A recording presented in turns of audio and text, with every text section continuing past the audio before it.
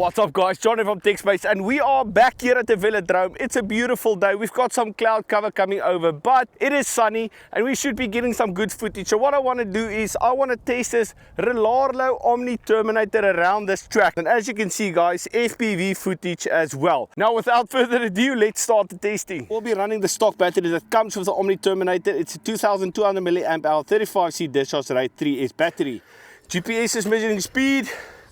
Let's see what it can do.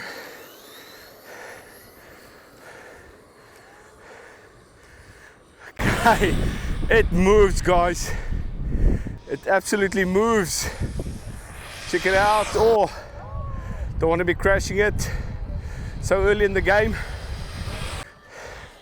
Okay, there we go. It absolutely moves guys. Check it out. Out of breath. Okay, take it around again. It's going to be interesting to see how it does on these wheels compared to the stock ones. One more time. One more turn. Okay, really going well. Turn, remember to turn.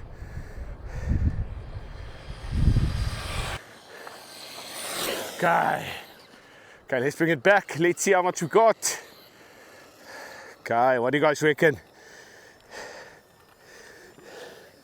43 miles per hour. So 43 miles per hour, guys, on these wheels. So let's see what it can do with the stock wheels. Okay, so the stock wheels are now on. Let's see how much it's going to get. Okay. Okay, so the GPS is measuring speed. All right, let's turn it around. Let's go.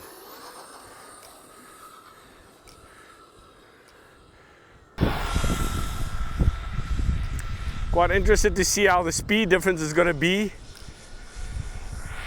This is such a stable truck guys. I can't believe how stable it is. It's really set up nicely.